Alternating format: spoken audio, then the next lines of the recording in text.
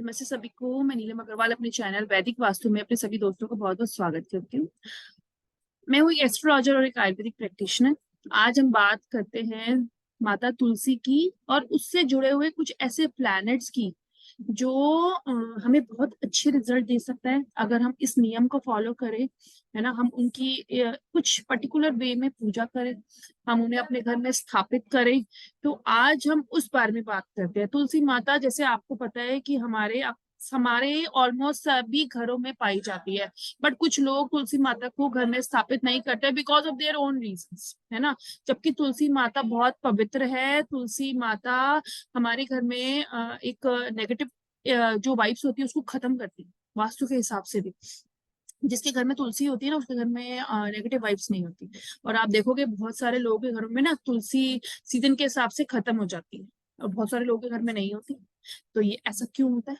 ये भी एक रीजन है ना। ये भी एक पॉजिटिव वाइब्स और एनर्जी को दिखाता है ना। तो आप देखिए, बहुत सारे लोगों ने, आपने ये भी सुना होगा कि जब किसी की सातवें घर में मरकरी होता है तो हम उसके 2 विवाह करवाते हैं, है ना। क्यों? इसी चीज के लिए ताकि जो उसकी कुंडली में बैड इफेक्ट है उसको खत्म करने के लिए हम कहते हैं कि तुम्हारी लाइफ में कुछ ऐसा ना हो, तो इसलिए आप तुलसी से शादी कर लो और फिर आप रियल मैरिज करो जिसे आप करना चाहते हो।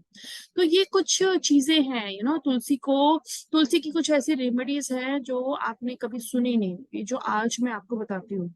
जो भी लोग अपनी चार्ट में मंगल, मरकरी या शनि के दुष्प्रभाव देखते हैं, या आप ये देखते हो कि मंगल, मरकरी और शनि आपको अच्छे इफेक्ट नहीं दे रही। जैसे मंगल दिखाता है पहला और 8वां घर, एनर्जी का घर, सेल्फ का घर, है ना, पहला घर। और 8वां घर ट्रांसफॉर्मेशन घर। मरकरी दिखाता है कम्युनिकेशन, हमारा सोशल इंटरेक्शन, हमारा हमारा लोगों से बात करने का तरीका। मरकरी दिखाता है हमारे शोल्डर्स, हमारा स्ट्रेंथ, है ना। तीसरा घर दिखाता है, मरकरी दिखाता है हमारा नर्वस सिस्टम। और छठा घर पे आ जाए तो छठा घर हमारा बिजनेस और जॉब दिखाता है ना। इसी तरह से अगर हम शनि को देखें तो शनि 10वां और 11वां घर दिखाता है, जो कि हमारा हार्डवर्क, हमारा काम करने का तरीका, और उससे मिल रहा है हमें प्रॉफिट।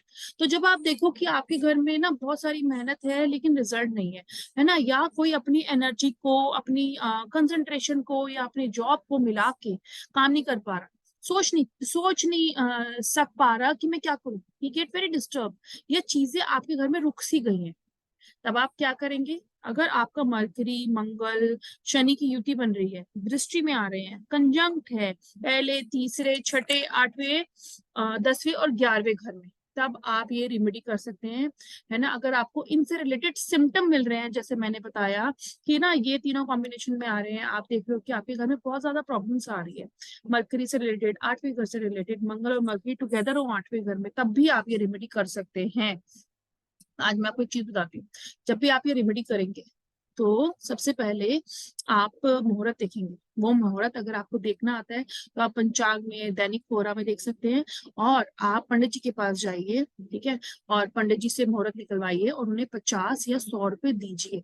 कोई भी रेमेडी लोग बोलते हैं काम नहीं करती, इसीलिए काम नहीं करती क्योंकि आप फ्री यूट्यूब में देख के उसे अप्लाई करते हैं, उसकी एनर्जी एक्सचेंज नहीं करते। लोग जब पार्टी करते हैं ना तो हजारों का खर्चा करते हैं, लेकिन जब किसी एस्ट्रोलॉजर को पे करना हो या पंडित जी को पे करना हो तो वो सोचते हैं हम क्या पे करें। This is the bad thing in our in our, अब मैं क्या बोलूं, ये हमारे यहाँ का एक गलत सोच है, गलत धारणा है।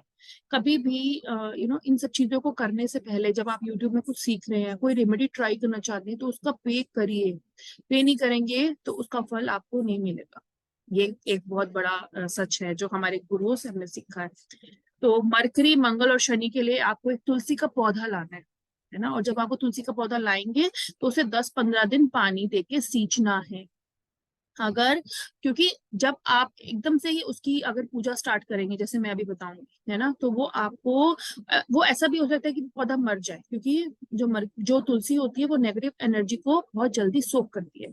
और कभी कभी ऐसा भी होता है कि अगर हम फर्स्ट डे लाके उसकी पूजा करना शुरू कर दे तो वो पौधा मर जाएगा। तो आप जिस काम के लिए उसे लाए हो, जब वो फलीभूत नहीं हो पाएगा तो उसको करने का फायदा क्या?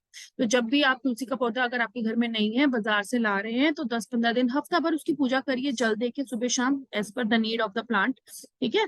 उसके बाद आप स्टार्ट करेंगे किसी अच्छे मुहूर्त में। जैसे मैंने बताया, मुहूर्त अगर आपको देखना भी आता है फिर भी आप पंडित जी के पास जाएंगे, अपने दिल में सोचेंगे वो भाव कि आप इसको क्यों लाए हो, और फिर अपने मन से आप 50 रुपए, 100 रुपए, 200 रुपए, जो भी पंडित जी को देना चाहते हैं वो दो, एंड देन यू स्टार्ट।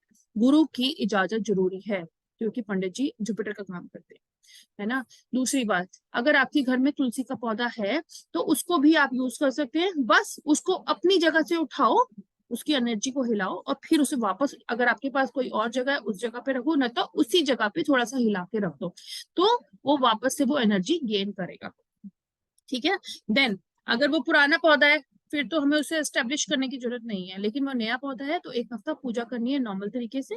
फिर एक हफ्ते बाद आपको उस पौधे में शालिग्राम को लाके रखना है। शालिग्राम का पत्थर आता है, जब आप ऑनलाइन मंगाएंगे तो आपको स्क्वायर मिलेगा, स्क्वायर नहीं लेना, राउंड लेना है हमेशा। मरकरी को डिपेक्ट करता है राउंड पत्थर। शालिग्राम का पौधा हम शादियों में भी यूज करते हैं गठबंधन के टाइम। अगर आप शालिग्राम का पौधा नहीं ले सकते तो आप कसौटी पत्थर लीजिए, कसौटी पत्थर जिसे सुनार, सोना चेक करने के लिए यूज करते हैं, ये भी आपको राउंड शेप में लेना है, किसी भी साइज का वेट का चलेगा, उससे कोई फर्क नहीं पड़ता। और इसको इंग्लिश में ऑब्सीडियन भी कहते हैं, इसको भी राउंड शेप में लेना। ठीक है, ये कंडीशन है इसकी। जैसे मैंने बताया किसी भी दिन बाय कर सकते हैं, किसी भी दिन स्टार्ट कर सकते हैं इसकी पूजा, पंडित जी से पूछ के अच्छे मुहूर्त में। जब आप ये शालिग्राम का पत्थर या ऑब्सीडियन या कसौटी का पत्थर लेके तुलसी जी के साथ इसे रखेंगे, फ्रॉम दैट डे ऑनवर्ड्स, अगर आपके घर में शादी नहीं हो रही, अगर आपके घर में बिजनेस इशू है, आपके घर में लोगों के थॉट प्रोसेस नहीं मिलते, आपके घर में लड़ाइयां बहुत होती है आपस में, रिलेशंस में, है ना, आपको शनि से रिलेटेड इशू है, और जो घर मैंने बताए उनसे रिलेटेड इशू है, आपको जिस दिन पंडित जी को आप पैसे देकर आएंगे, अच्छे मुहूर्त जो उन्होंने बताया उस दिन से आप स्टार्ट करेंगे, है ना। स्टार्ट कैसे करेंगे, आपको रोज एक केसर का जो एक स्ट्रिंग होती है, एक स्ट्रिंग, रोज उसका टीका उस शालिग्राम जी पे या कसौटी पत्थर पे लगाना है, फिर उन्हें जल देना है ना। फिर आपको धूप बत्ती और दिया देना है सुबह शाम, ये इसका नियम है, ये आपको डेली करना है, उस बंदे को करना है जिसको प्रॉब्लम आ रही है। नंबर 2, जब आप ये करेंगे तो इसका नियम है कि आपको भोग लगाना पड़ेगा, है ना। अगर मैं आपको बोलूं ठाकुर जी रखो, तो ठाकुर जी का नियम होता है कि भोग लगाना पड़ेगा, तो उसमें लोग बोलेंगे हम भोग नहीं लगा सकते।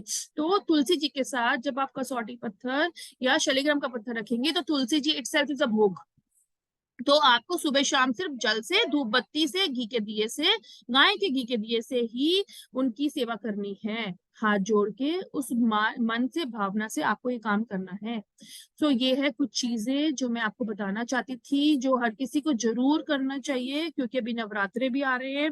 आप नवरात्रे में भी स्टार्ट कर सकते हैं, ये सावन चल रहा है, आप सावन में भी इसे कर सकते हैं, ये गुड डेज हैं, है ना।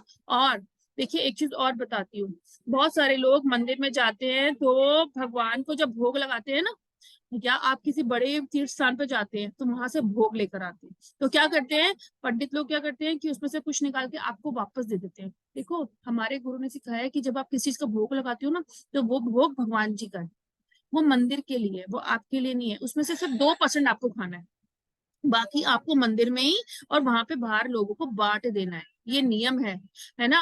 जैसे लोग कहते हैं ना हम डब्बा लेके गए 1 किलो का, पंडित जी ने 2 लिए वापस आपको दे दिया और आपने घर आके खा लिए, नहीं, दैट इज भोग और प्रसाद और भगवान जी, तो ये आपको वही बांटना है, उसमें से 1 किलो में से सिर्फ एक लड्डू जो 2% है उस पूरे डब्बे का, उतना ही खाना है, उससे ज्यादा नहीं। जितना बांटोगे ना उतना मिलेगा, जितना पास रखोगे, तो भगवान जी कहते हैं वो तो सिर्फ आपके पास आ गया, मेरे पास मेरा प्रसाद, आपने तो बांटा ही नहीं। तो ये कुछ चीजें ध्यान रखिए, जो मैं बोल रही हूँ उसको फॉलो करिए। जब भी यूट्यूब पे कोई रेमेडी आपको दिखती है, उसे आंख बंद करके करना शुरू मत करिए, अगर उसकी नीड नहीं है। अगर उसकी नीड है तो जाइए मंदिर में, अगर उसके पर्टिकुलर मुहूर्त है तो अगर आपको खुद भी देखना आता है वो मुहूर्त खुद निकालिए, फिर पंडित जी को कुछ पैसे दीजिए, थॉट प्रोसेस में उसे सोचिए और स्टार्ट करिए। कोई भी रेमेडी करने से पहले उसका मनी एक्सचेंज करना जरूरी होता है, it is good for astrologer, for the person who is doing that. और दिस इज लाइक, आप ये मान लो ये एक तरह का ब्लेसिंग है ना। So these are some things I really want to share. Tulsi माता की रेमेडीज जो आपने कभी नहीं सुनी होगी, किसी के पास नहीं सुनी होगी, क्योंकि ये एक ऐसी चीज है जो आपको बहुत कम मिलेगी। तो मैं भी दे रही हूँ, है ना, क्योंकि मैंने भी सीखी है अपने गुरु से, और देने से हमेशा बढ़ता है।